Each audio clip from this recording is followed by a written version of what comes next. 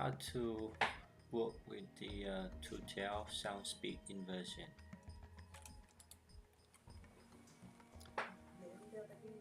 So introduce to the 2-tail sound speed inversion. QPS has worked together with the Technical University of Delft, the Netherlands, to implement their sound speed inversion algorithm in QIMERA. The TDL algorithm allows for a completely automated refraction error corrections. The algorithm works by taking advantage of the overlap between survey lines, harnessing the power of redundancy of the multiple observations. For a given set of pings, the algorithm simultaneously estimates sound speed corrections for the chosen pings and their neighbors by computing a best fit solution that minimizes the mismatch in the areas of overlap between lines. This process is repeated across the entire spatial area, allowing for an adaptive solution that responds to change in the oceanographic conditions. It is physics-based in that it honors the physics of acoustic ray bending. For accountability, the algorithm also preserves the output of the inversion process for review, venting, adjustment, and reporting. So this how-to is a step-by-step description for using 2-tail sound speed inversion tool, available from QIMERA 1.6 and up. This tool fixes problems in bathymetric caused by sound speed issues in areas where sound speed in water is challenging, like in estuaries where fresh water meets seawater, or near factories where hot and cold water meet. See the figure below, which is an example of bad sound speed causing so-called smileys in the data. So this is a view in slide editor and slide editor, color by file, showing the smile effect before running to the sound speed inversion tool.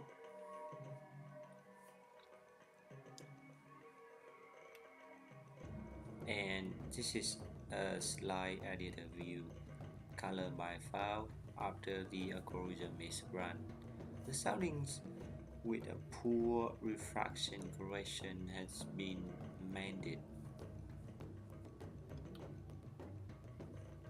The 2-tail algorithm uses a simplified model of the water column in which the sound speed throughout the water column is constant from top to bottom.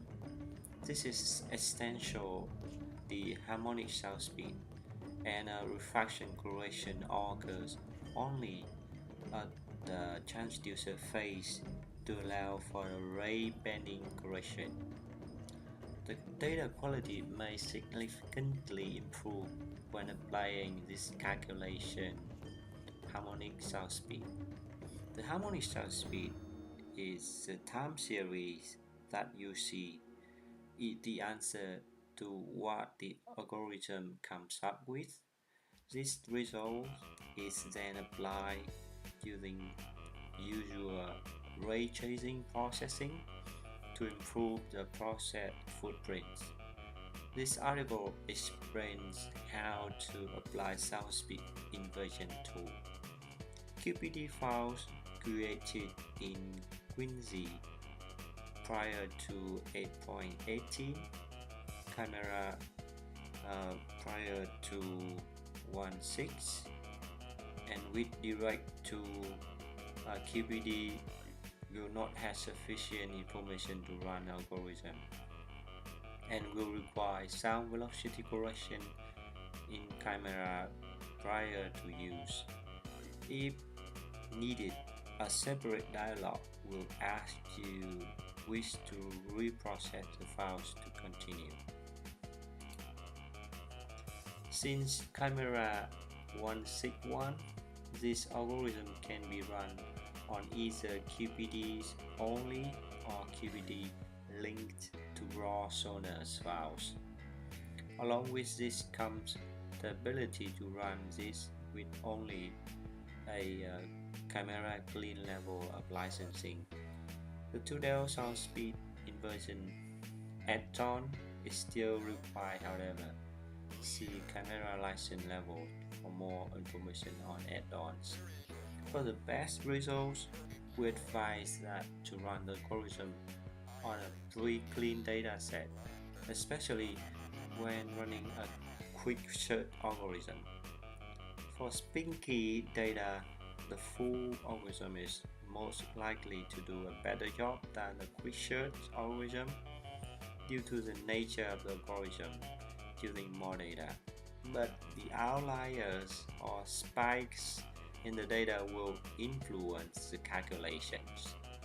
Smooth results in a sound speed inversion GUI might do a good job suppressing the outliers by calculating a weighted moving average, especially for the fast algorithm.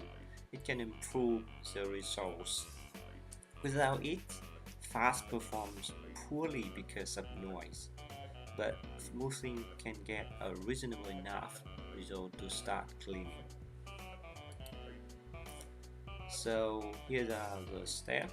It's including 6 steps. Step 1 is assess the data to determine where the corrections are needed. The step 2 is make a snapshot of your results before you apply the algorithm. Step 3, select the data that needs repair. Step 4, run the algorithm. Step 5, assess your results. And step 6, make adjustment if necessary. Before you start, take a snapshot of the dynamic surface so you can compare surfaces before and after processing. So here are the step-by-step guide. Step 1, assess your data to determine where corrections are needed. So determine the line that requires sound velocity improvement by assessing the data survey using the tools available. For example, by first setting the dynamic surface attribute to color by standard deviation, and then use a slice editor or 3D editor to zoom in on the problematic areas or lines and set the color coding in slide editor or 3D editor to color by line and to check the fine overlap. In some cases, all survey lines must be adjusted. In other cases, only a few lines need to be adjusted. So step 2, make a snapshot of your results before you apply the algorithm. This second step is not strictly necessary. It is just a best practice to help you assess the results of the algorithm by capturing a snapshot of the results before application of the algorithm. Step 2, make a snapshot of your results before you apply the algorithm. Take a snapshot of the dynamic surface. This creates a static surface which can be used for surface comparisons later. Start by selecting your dynamic surface and then access a snapshot as static surface option under the dynamic surface menu. Give the surface a meaningful name. An example is shown below. It is also helpful to export second snapshot surface. It is color by standard deviation. So here before correction is an example of the name and color by depth or maybe standard deviation.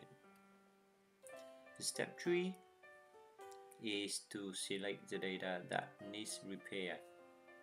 So in the project sources window, select the appropriate lines for which you'd like to compute a correction. Let's see the red box in the top left of the image on the right. And in the project layers window, select the dynamic surface you'd like to have improved. See the red box on the top right of the image. Step 3. Select the data that needs repair. Why do we need to select lines and surfaces?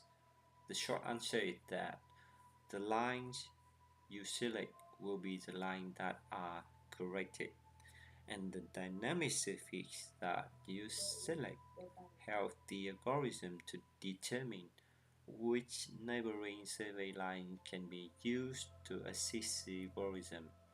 Even if those lines do not need to be corrected, you should only select the line that you want to repair. The dynamic surface spatial indexing will help the algorithm find the surrounding lines that will assist in the repair. The surrounding lines will not be adjusted by the algorithm. Step 4. Run the algorithm. Select the to Delft Southpeak Inversion tool from the manual processing section available on the tool drop-down menu. First try the default setting, which are the algorithm quick search and configuration course. Then click OK, and then notice the files are being marked and reprocessing. Then also notice the file automatically be reprocessed since the pseudo harmonic sound speed will be applied by default. So this is the first run, and should be maybe quick search here and cross, and then OK. And the next step is assets or results. This step is not strictly necessary either, but it is a good practice to verify your results. The reprocessing of the sounding results that occurs after completion of the algorithm run in step 4 will trigger the automatic update of any dynamic surfaces that use the selected lines. This is why it is helpful to have a snapshot surface first. You can compare the results before and after the tool is run. You can track the improvements of the dynamic surface by comparing to the static surface snapshot taken from the dynamic surface as step 2. The most important way to do this is to compute a surface difference. So select your static surface computed in step 2 and also select your newly updated dynamic surface as shown in the red box in the top right of the image below. Under the layers menu, choose the surface difference option.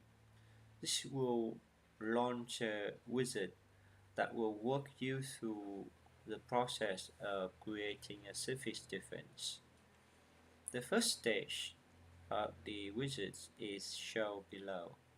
Typically, at this step, you choose the dynamic surface since it is the new surface that you want to compare against the original surface.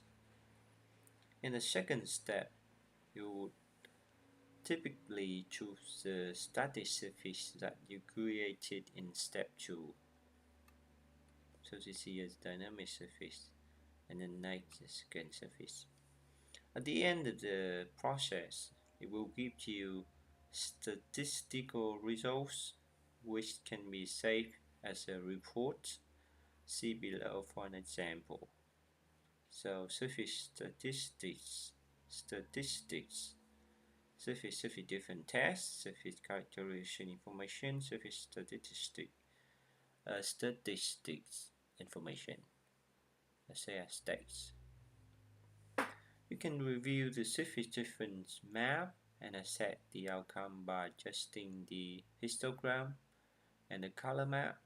Help emphasize areas where there are large difference between the original data and the undercorrected data. Start by selecting the surface difference result from the project layers window, and then click on the color map below it and then select adjust color map range. So adjust color map range dialog will come up. You can left click and right click on the other side of the histogram to adjust the range. You can also type in value in the entry boxes below. Now that you have improved the contrast of the surface different results, you can profile in the difference for area where large differences are seen to assess the magnitude of the difference. A profile can be done with a right click and drag or by switching to profiling mode. A profile across a high difference zone is shown in the image below, along with the profile display in the lower part of the image. And step 6, make adjustment if necessary. You can review the algorithm's output of harmonic sound speed in the time series editor.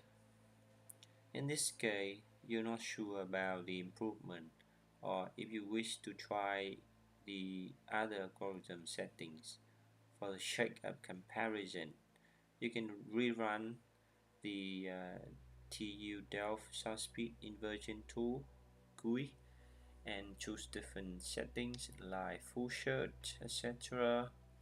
This calculates a new harmonic sound speed time series result, which can be reviewed and compared to the harmonic sound speed previously calculated. You can view the different results in this time series editor. The results from the last run of the tool will be one that is used in any follow-up processing.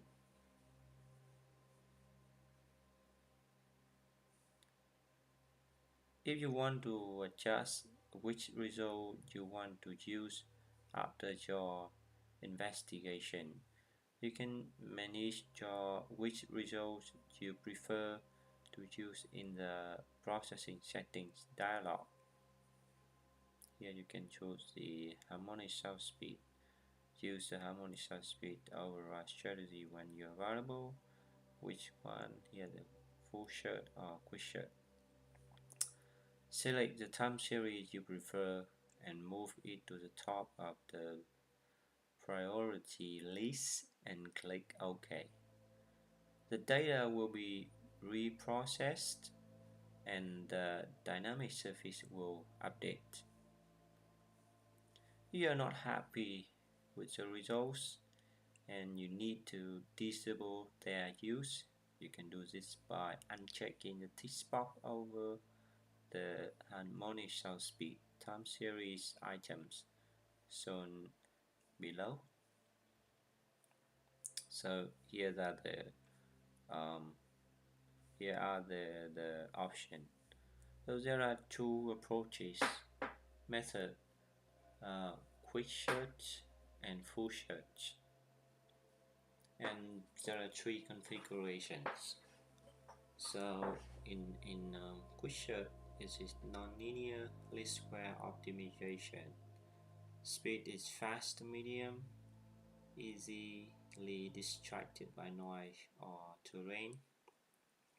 The full search, different evolution optimization. Speed is medium to slow, reliably finds best solution. Three configuration: cost 25 of data use, fine 50 of data use, verify is 100 of data use. So this is the conclusion of the solution we choose. So for the first, we choose the search and maybe course to run very quickly and do the cleaning. And then finally, we can do another run on the full search. And then we verify 100% of the data to get the better adjustment for the wrong sound speed data.